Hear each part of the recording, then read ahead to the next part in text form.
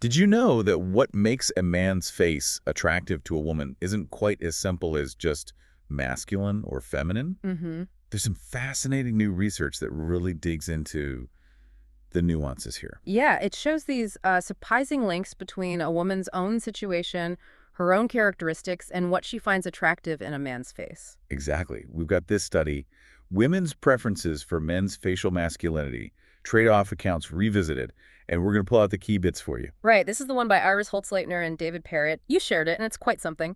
Published in Adaptive Human Behavior and Physiology. It really gets into how individual differences matter, doesn't it?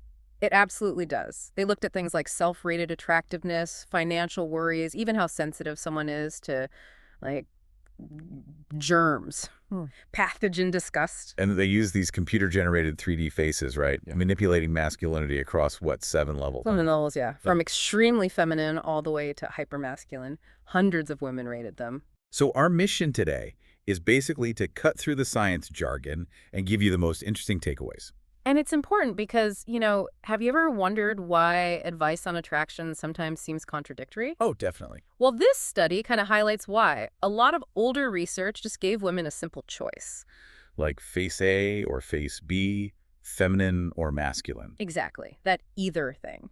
But that doesn't tell you why a preference might shift. Is it because one type becomes more appealing Or or... because the other type becomes less appealing. Right, An aversion. precisely. This study looks at the whole spectrum, which gives a much richer picture. Okay, so what was the general finding right off the bat? Well, initially, it confirmed what you might sort of expect. Women generally rated faces with moderate masculinity as most attractive. So not too extreme either way. Right. Both the very feminine and the hypermasculine faces were generally rated lower. But, and this is the key part. Here comes the interesting bit. Yeah, the peak of that curve, the most attractive point, and also how much women sort of tolerated faces on either side of that peak, Uh-huh. that varied a lot based on the individual woman's own characteristics. Okay, forget the idea then that all women just want the most manly-looking guy. Pretty much. This research threw up some really counterintuitive stuff. What? Give us an example. Okay, take self-rated attractiveness.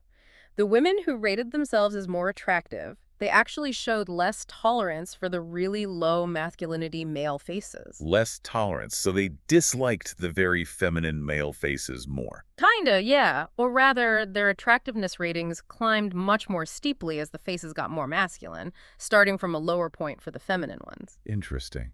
But what about the really high masculine faces? Did more attractive women like those more? Well, that's the surprising part. Their attraction to the highly masculine faces wasn't significantly different from women who rated themselves as less attractive. Huh.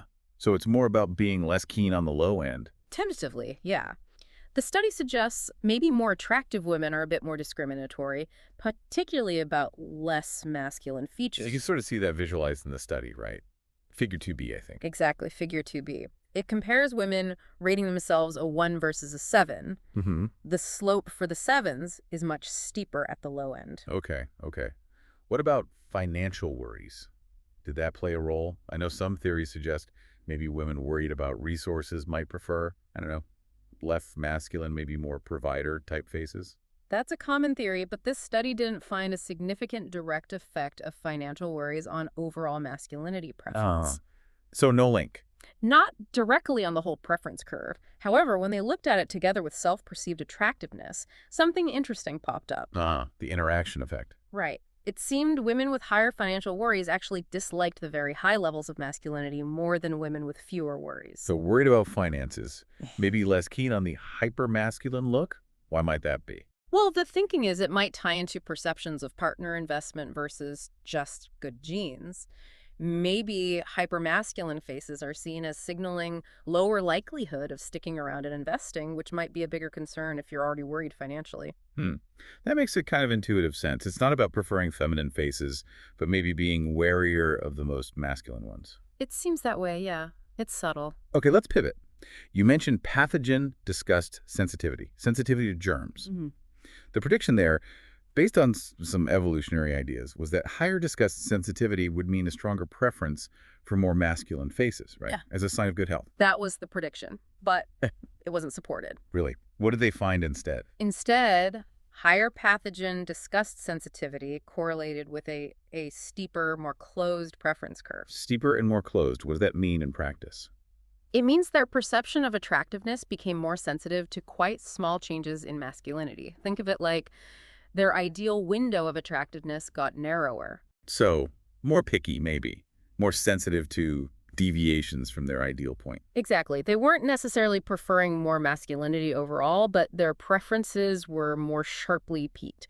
Figure 2C shows this quite well. The curve for high disgust sensitivity is much pointier. Gotcha. So it's about precision of preference, not just direction. Precisely. What about health? Did the woman's own self-reported health make a difference? There was a hint, but it wasn't statistically significant. But there was a tentative suggestion that women who reported better health showed a slight preference shift towards higher levels of masculinity. Which kind of aligns with the idea that feeling healthier might influence your own sense of mate value and maybe aim for partners with potentially higher quality signals? Potentially, yeah. But again, that was a weaker finding in this particular study. Needs more research. And relationship status. Single versus partnered. Surprisingly, perhaps no significant effect found there either. Huh. Why do you think that is? Previous research often suggests differences. The researchers themselves point out that they didn't differentiate between attractiveness for, say, a short-term fling versus a long-term partner. Ah, the context matters. Exactly. And other studies show that context short-term versus long-term is really crucial for masculinity preferences. So that might be why they didn't see an effect here. Okay, so they also looked at combined factors where they crunched the numbers differently. Yeah, they did a statistical analysis, like factor analysis, and found two underlying components. They called them condition and concerns. Condition being linked to. Positively to self-rated attractiveness and self-reported health, and negatively to financial worries. So sort of a measure of overall perceived well-being and mate value. Right. And concerns. That was mainly loaded on financial worries, negatively on health, and a little bit on pathogen disgust. And how did these factors relate to preferences? Higher conditions seem to shift preferences towards higher masculinity, and again, decrease tolerance for low masculinity. Okay, so better condition, more preference for masculine, less tolerance for feminine. Makes sense. And higher concerns, mostly driven by those financial worries, led to a stronger dislike of the high levels of masculinity. But this effect was clearer when condition was also factored in.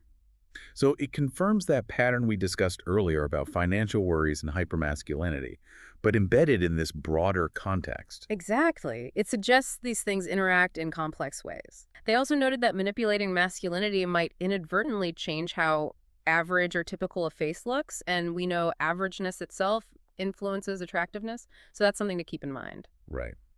So wrapping this up, what's the big takeaway for you listening to this? Well, I think it really shows that attraction is definitely not one size fits all. It's far more personalized. Yeah, your own sense of attractiveness, your worries, maybe even how much you dislike germs, it all subtly shapes what you find appealing in a man's face. It really moves beyond those simple stereotypes, doesn't it? It hints at these complex, maybe even unconscious trade-offs women might be making. Balancing different potential costs and benefits signaled by facial features? Exactly. It's a much more nuanced picture than just masculine equals good. Okay, so here's a final thought to leave you with. If individual factors like self-perception and financial worries can shape these preferences so much, could broader societal things, like, say, overall economic stability in a country or widespread public health issues, could those also shift collective trends in what people find attractive over time? That's a fascinating question. This study really opens the door to thinking about how dynamic human mate preferences might be, influenced not just by our individual lives, but maybe by the wider world around us, too. Definitely leaves us with something to think about.